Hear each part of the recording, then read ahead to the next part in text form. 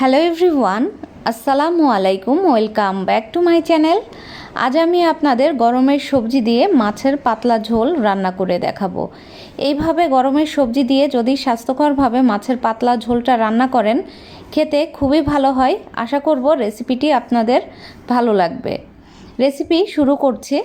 একটা ফ্রাই প্যানে 3 টেবিল চামচ পরিমাণ সরিষার তেল দিয়ে দিলাম। তেল গরম হয়ে আসলে আগে থেকে লবণ আর হলুদ দিয়ে মেখে রাখা রুই মাছের পিস আমি ভেজে নেব। আপনারা রুই মাছের বদলে অন্য যে কোনো বড় মাছ দিয়ে রেসিপিটি তৈরি করতে পারেন।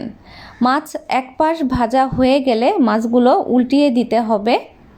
আর এই রান্নাটা আমি খুবই কম মশলা দিয়ে রান্না করব।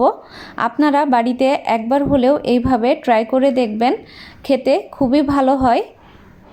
তো মাছ এক পাশ যখন ভাজা হয়ে যাবে তো উল্টিয়ে দিচ্ছি। দেখুন আমি সব মাছগুলোই উল্টিয়ে দিচ্ছি আর অপর পাশটাও একইভাবে ভেজে নিতে হবে। মাছ ভালোভাবে ভাজা হয়ে গেছে, এখন আমি তুলে নিচ্ছি।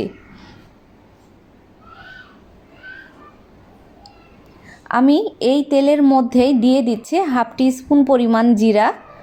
এর মধ্যে দিয়ে দিব 2টা মাঝারি সাইজের আলু আমি লম্বা করে কেটে নিয়েছি, আর দিয়ে দিব 3টি পটল।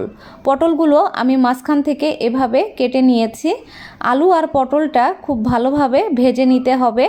এর মধ্যে আমি কিন্তু আর কোনো তেল দেব না, খুব অল্প তেলেই আজকের রান্নাটা আমি করব। তো পটলটা আর আলুটা খুব ভালোভাবে ভেজে নিতে হবে। দেখুন কালারটা চেঞ্জ হয়ে গেছে, আলু আর পটলটা ভালোভাবে ভাজা হয়ে গেছে। এবার আমি এর মধ্যে দিয়ে দিব একটা ঝিঙে। এখানে আমি একটা বড় সাইজের ঝিঙে নিয়েছি, সেটাও আমি দিয়ে দিলাম। ঝিঙেটাকেও আমি প্রায় 1 মিনিটের মতো ভেজে নেব সব সবজির সাথে। আপনারা চাইলে কিন্তু এর মধ্যে আরও অনেক ধরনের সবজি আছে গরমের, সেগুলো দিয়েও কিন্তু রেসিপিটি রান্না করতে পারেন। তো দেখুন আমি ভেজে নিয়েছি। এবার দিয়ে দিব 2 টেবিল চামচ পেঁয়াজ বাটা, 1 চামচ জিরা বাটা এবং 5-6টি কাঁচামরিচ বাটা। দিয়ে দিচ্ছি হাফ টিস্পুন পরিমাণ রসুন বাটা। এবার আমি সব কিছু সবজির সাথে একটু নেড়েচেড়ে মিশিয়ে নিচ্ছি, এতে করে মশলাটা কষানো হয়ে যাবে। আর এক্সট্রা কিন্তু কোনো রকম পানি এই মুহূর্তে ব্যবহার করার দরকার নেই। পানি ছাড়াই কিন্তু এই মশলাগুলো সবজির সঙ্গে একটু কষিয়ে নিতে হবে। এবার আমি দিয়ে দিচ্ছি 1 টিস্পুন পরিমাণ লবণ, হাফ টিস্পুন হলুদের গুঁড়া, 1 টিস্পুন লাল মরিচের গুঁড়া। তো এই মশলাগুলো দিয়েও আমি বেশ কিছুক্ষণ সবজিগুলো ভেজে নেব বা কষিয়ে নেব। সবজির মধ্যে থেকে যে পানিটা আছে সেটা দিয়েই কিন্তু সবজিটা কষানো হয়ে যাবে। এবার আমি চুলা লো হিটে করে 10 মিনিটের জন্য সবজিটা ঢেকে রান্না করব। 10 মিনিট পর ঢাকনা খুলছি। দেখুন সবজিটা ভালোভাবে কষানো হয়ে গেছে। এবার আমি এর মধ্যে দিয়ে দিব ঝোলের জন্য পরিমাণ মতো পানি। এখানে আমি 3 কাপ ফুটন্ত গরম পানি ব্যবহার করব। আর আপনি চাইলে পানিটা ইচ্ছে মতো দিতে পারেন, ঝোল আপনি যেরকম পছন্দ করেন সেভাবেই দিবেন। আমি একটু ঝোল ঝোল রান্না করব, এজন্য পানিটা বেশি দিলাম। তো এবার আমি সব কিছু মিশিয়ে নিচ্ছি। ঝোলটা ফুটে আসলে এর মধ্যে দিয়ে দিব আগে থেকে ভেজে রাখা মাছ। এই সময় কিন্তু মাছটা দিয়ে দিতে হবে। তো আমি সবগুলো দিয়ে দিচ্ছি।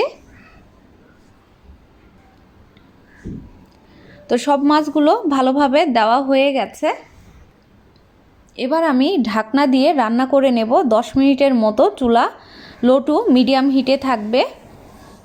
10 মিনিট হয়ে গেছে। দেখুন আমার তরকারিটা কিন্তু খুব ভালোভাবে সিদ্ধ হয়ে গেছে আর সবজিগুলো খুব ভালোভাবে সিদ্ধ হয়ে গেছে। দেখুন আলুটাও কিন্তু খুব ভালোভাবে সিদ্ধ হয়ে গেছে। এই মুহূর্তে কিন্তু লবণটা চেক করে নিতে পারেন, লবণ কম বেশি হলে সেটা অ্যাড করে দেওয়া যাবে।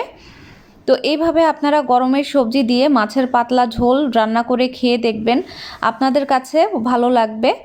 আশা করব আমার আজকের রেসিপি আপনাদের কাছে ভালো লেগেছে। সবাই অনেক বেশি ভালো থাকবেন। আল্লাহ হাফেজ।